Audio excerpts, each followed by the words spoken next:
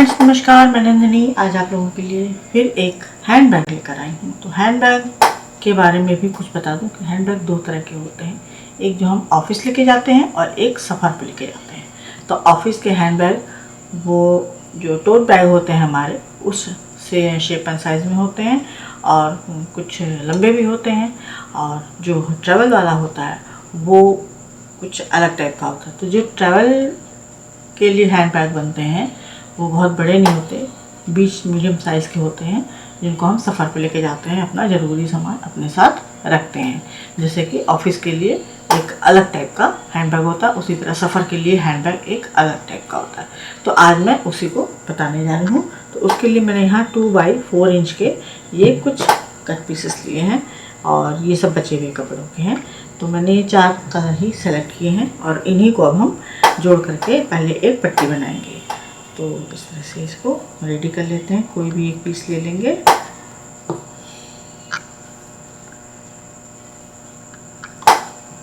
और इन दोनों को आपस में जोड़ देंगे। कलर कॉम्बिनेशन कुछ भी आप ले सकते हैं, और जो डिस्क्रिप्शन बॉक्स में मैं बैग का साइज़ दूंगी, जो क्विल्टेड पीस बन के रेडी होंगे मैं उसका साइज़ दूंगी, और जो पट्टियां हैं वो आप अपने हिसाब से जोड़ करके और उतने लंबे लंबे पीस आपको रेडी करने होंगे।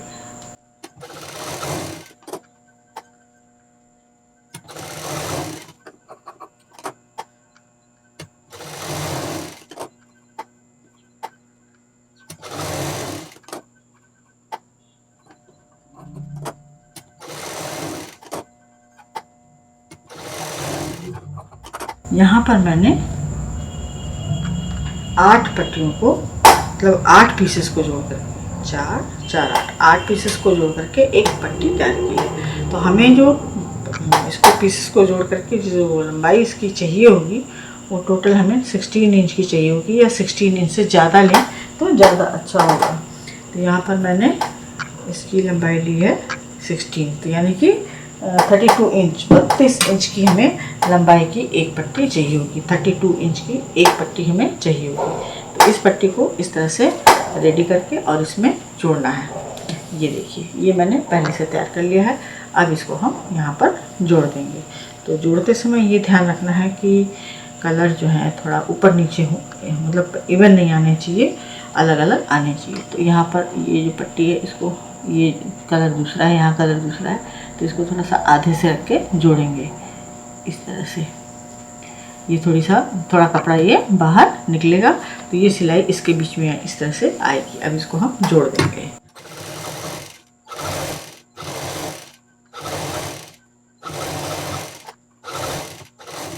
अब वहाँ पर हमने ये कपड़ा बाहर कर दिया था, इधर पट्टी हमारी थोड़ी छोटी हो गई है, तो इसमें हम क्या करेंगे, एक दूसरा पीस को ही जोड़ करके इसकी लंबाई को बढ़ा देंगे।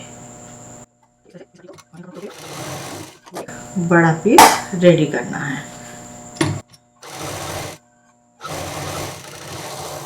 तो जो एक्स्ट्रा है यहाँ पे कट कर देंगे, ये बराबर हो गया। तो इसकी जो चौड़ाई है वो भी हमको 16 चाहिए। ये 32 इंच चाहिए पूरा 1 पीस, और इसकी जो चौड़ाई है ये हमें 16 इंच चाहिए।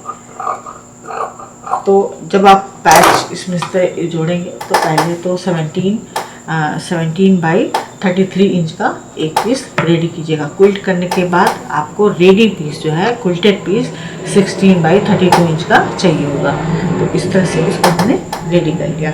अब इसको हम फोम और लाइनिंग लगा करके इसकी क्विल्टिंग करेंगे। तो इसको हमने 16 इंच कर लिया है। अब ये जो हम यहाँ पर मैं एक चीज़ बता दूँ कि जो मैं डिज़ाइन करना चाह रही थी, तो उसके लिए 32 मतलब 32 इंच बहुत ज़्यादा हो रहा था, तो मैंने इसको 30 इंच कर दिया है। टोटल 16 बाई 30 इंच जो मेजरमेंट में बता रही हूँ वही आपको डिस्क्रिप्शन बॉक्स में दूंगी, आप उसके लिए परेशान ना हो। थोड़ा बहुत ऊपर नीचे तो सिलाई में सबके साथ होता है, और सभी को इतना परफेक्ट नहीं होते हैं, लेकिन डिज़ाइन बनाते बनाते एक आइडिया आ जाता है कि नहीं इस तरह से अच्छा लगेगा, इस तरह से नहीं अच्छा लगेगा। आप लोगों के साथ भी यही होता होगा। तो मैंने इसमें 2 इंच कम कर दिए और इसको पूरा 30 इंच का 30 इंच का ले लिया है। ये 16 है, ये 30 है। तो चलिए अब इसमें बाकी का काम करते हैं। अब पीछे बैक साइड में हम आएंगे, तो यहाँ पर हम क्या करेंगे कि अब ये 30 है, 30 में से 5 निकाल देंगे तो 25 बचेगा। तो हम क्या करेंगे, यहाँ पर 12.5 पर निशान लगाएंगे ऐसे, इधर भी और इधर भी 12.5, एक लाइन यहाँ खींच लेंगे।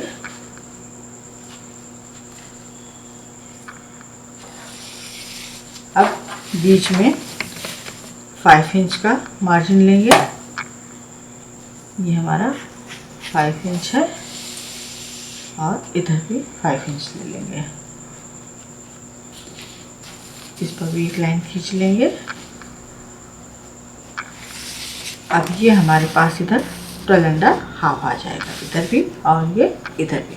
अब ये हमने इसमें एक डिज़ाइनिंग कर ली। अब अगला इसमें काम हमें करना है, कोई भी राउंड शेप का सामान ले लेंगे। मैंने यहाँ पर ये एक ट्रे ले ली है राउंड शेप की, और इसको इस कोने पर रखेंगे और एक शेप दे देंगे इस तरह से, इधर भी और इधर भी।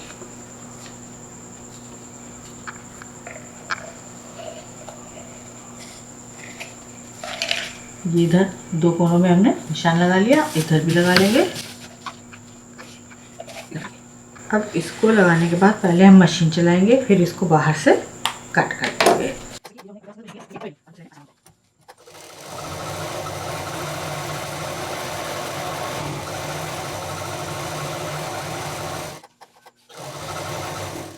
और वैसे भी जहाँ पर गोल कट करना हो तो पहले उसमें मशीन चलाएं निशान लगा के, उसके बाद उसकी कटिंग करें। उससे क्या होता है कि कपड़े में जब और भी कट आने लगता है तो आप लोगों का खिंचाव आ जाता है। खिंचाव आने से क्या होता है, सलवटें आती हैं और फिर फिनिशिंग नहीं आती है। अब इसको हम यहाँ पर कट कर लेंगे।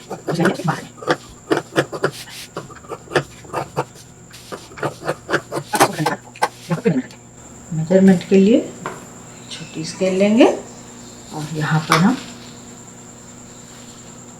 5 इंच का एक, ये जो हमने 5 इंच का डिस्टेंस दिया है, इसके बाद फिर एक 5 इंच का निशान इधर लगाएंगे, 5 इंच का निशान इधर लगाएंगे और इस साइड भी निशान लगा देंगे।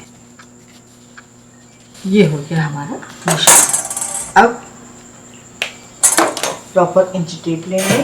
अब इंच टेप से जो ये 5 इंच का हमने अभी निशान लगाया है, यहाँ से यहाँ तक इसको पूरा मेजर कर लेंगे।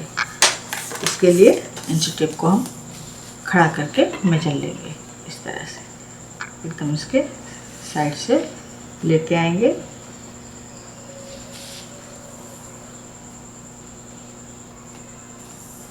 ये आ रहा है हमारा 28।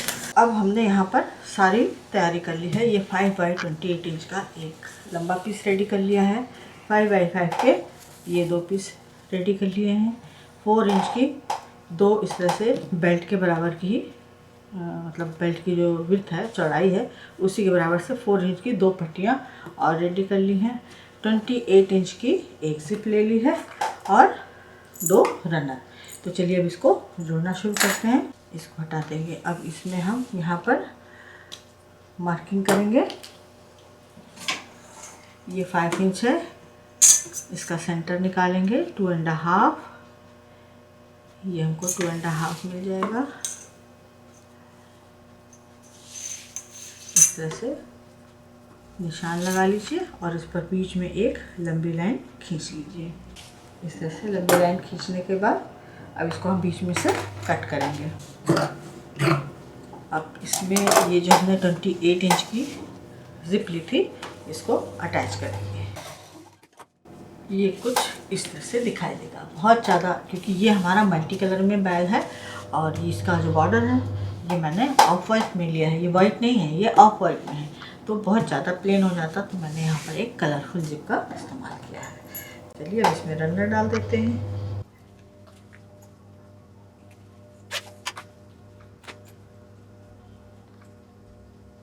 फोर इंच का लूप लगाएंगे,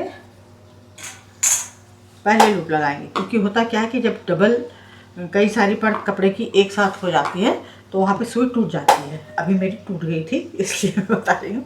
और आप लोग सिंगल सिंगल करिए। सिंगल करने पे क्या होता है कि यहाँ पर वो पहले से होल हो जाते हैं, कपड़ा भी दब जाता है, तो दूसरा पर्थ ये जो हम 5x5 का दूसरा रखेंगे तो इसको लगाने में आसानी हो जाएगी। लेकिन यहाँ पर जब भी चाहे इसको लगाएं चाहे इसको लगाएं, जब डबल मोटा कपड़ा हो, चाहे जीन्स का हो, मैं तो कैसमेंट का इस्तेमाल कर रही हूँ, अगर आप जीन्स वगैरह का इस्तेमाल कर रहे हैं या आपका अस्तर मोटा हो गया, कपड़ा सही है, अगर थोड़ा सा भी मोटा हो रहा है, क्योंकि यहाँ पर हमारा ये प्लास्टिक का जिप भी है, तो हमेशा जहाँ पर 3-4 परत हो जाए वहाँ पर मोटा हो जाए, जहाँ पर कहने का मतलब वहाँ पर पहले सिंगल मशीन चला करके फिर दूसरा परत लगा करके और धीमी मशीन पे सिलना चाहिए।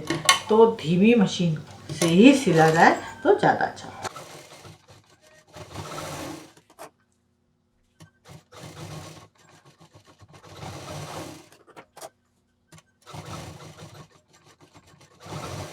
अब ये रेडी हो गया पूरी तरह से। हमारी एक जिप वाली पीस जो साइड बॉर्डर होता है वो रेडी हो गया।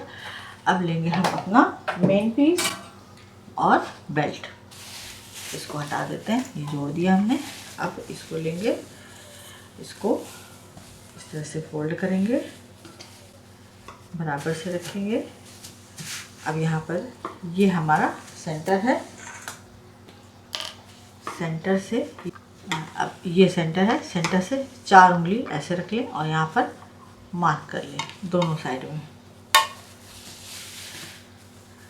ये हमारा मार्किंग हो गई, इधर भी और इधर भी। दोनों का डिस्टेंस कितना आएगा ये भी मैं आप लोगों को बता देती हूँ। सेंटर से 4 उंगली इधर और 4 उंगली इधर, तो इसका जो डिस्टेंस आ रहा है वो है टोटल 5 इंच। अब इसको हमें क्या करना है, सीधा रखना है और बेल्ट लगानी है। तो बेल्ट को हम, ये जो बेल्ट है इसको फोल्ड करेंगे, इस तरह से फोल्ड करके सेंटर पे रखेंगे और इस तरह से इसको यहाँ लगा देंगे, इसको यहाँ लगा देंगे। कहने का मतलब कि सेंटर से सेंटर मिला के ही इसको लगाना है। इसको यहाँ पर इस तरह से रखेंगे। अब हम क्या करेंगे, वापस से इसको मोड़ेंगे, यहाँ पर सेंटर ले लेंगे, दोनों साइड में लेंगे। ये सेंटर लेना ज़रूरी है। ये हमने सेंटर ले लिया। अब जो हमने 5/28 वाली पट्टी जो रेडी की थी उसको लेंगे, बेल्ट अंदर करेंगे और इसका हमने सेंटर लिया था, यहाँ पर शुरू में ही ले लिया था, तो इस सेंटर को इस सेंटर से इधर मिलाएंगे और यहीं से सिलना शुरू करेंगे। सेंटर से सेंटर मिला के आधा पहले हम यहाँ से जोड़ना शुरू करेंगे।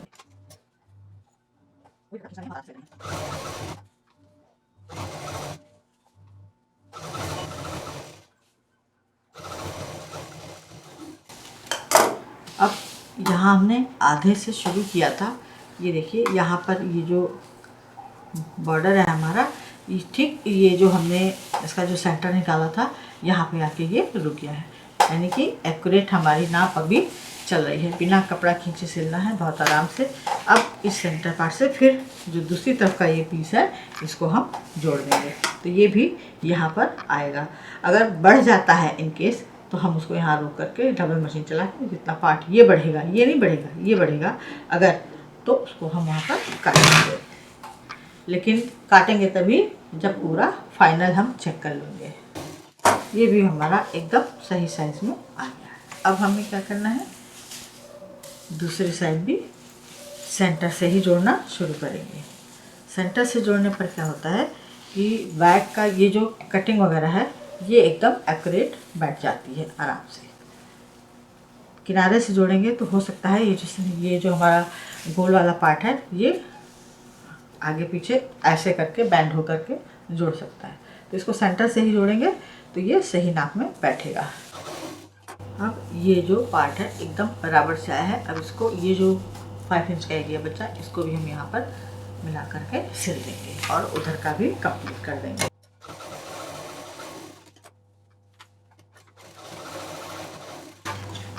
अब ये बैग हमारा पूरी तरह से जुड़ गया और ये देखिए एकदम सही आया है। बराबर से ये खड़ा हो गया है। अब इसको हम सीधा करेंगे।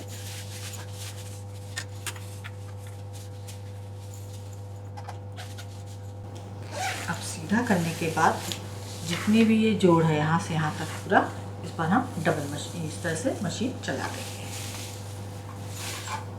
दाब मशीन चला देंगे। कहने का मतलब ये, इससे क्या होगा कि सिलाई हमारी मजबूत हो जाएगी और एक बॉर्डर भी बन जाएगा।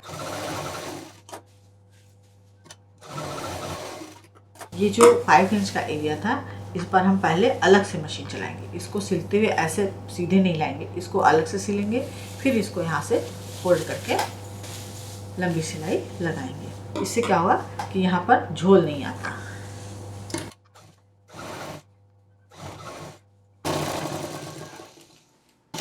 और ये बैग हमारा कंप्लीट हो गया इस तरह से, ये देखिए। तो अभी ये जो अब 5x5 का जो हमने अंदर लाइन खींची थी, अभी उस पर हमारा काम बाकी है। तो हम क्या करेंगे कि ये जो 5x5 का एरिया है, ये नीचे वाला, इसमें भी हम एक दाब मशीन चलाएंगे। इससे क्या होगा कि बैग पूरा हमारा शेप ले लेगा। तो ये जो 5 इंच का कोना ये है, एक 5 इंच का कोना ये है, इसको पकड़ के ऐसे सीधा ले लेंगे और इस पर एक दाब मशीन चला देंगे।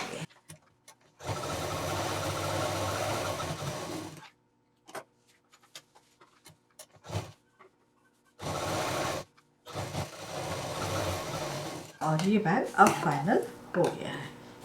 ये इसमें हमने बॉर्डर दे दिया चारों तरफ। अब यहाँ पर ऑप्शन है आपके पास कि आप, जो मैंने यहाँ दाब मशीन चलाई है, आप चाहें तो उसको दाब मशीन को ना करके अंदर पाइपिंग से सारी सिलाई को ढांक सकते हैं। अब यहाँ पर जब हम बैग खोलेंगे तो अब हमने ये सफ़र के हिसाब से ये हैंड बैग बनाया है, तो इसमें काफ़ी स्पेस। इसमें मैंने पॉकेट इसलिए नहीं दिए क्योंकि हर हैंड बैग में ज़्यादा पॉकेट कर देने से क्या होता है कि हमने जिस हिसाब से पॉकेट बनाई है, अगर उसमें जैसे बॉटल रखने की जगह बनाई है, अब हमने बॉटल रख दी, कुछ खाने का डिब्बा रख दिया, कुछ चादर रख दी, कुछ पिलो रख दी, कुछ कॉस्मेटिक रख दिया, कुछ सैनिटरी रख दिया, तो होता क्या है कि जब पॉकेट बन जाती हैं तो हमारी मजबूरी हो जाती है कि हम उसको वहीं रखें। फिर अगर हम कोई और अदर सामान रखना चाहेंगे तो उसके लिए हमें फिर स्पेस नहीं मिलती। तो इस तरह से बिना पॉकेट का भी एक हैंड बैग बना लें, जहाँ ज़रूरत जैसी हो वैसा सामान रख करके और इसको एंजॉय करें। ये था आज का हमारा सफ़र के लिए हैंड बैग और कतरनों का एक अच्छा इस्तेमाल, कलरफुल बैग। उम्मीद है पसंद आया होगा। लाइक करें, शेयर करें, सब्सक्राइब करें, आइकॉन बेल बटन दबाना ना भूलें। नंदनी फिर कुछ इसी तरह से यूज़फुल ब्यूटीफुल लेकर आएगी। नमस्कार।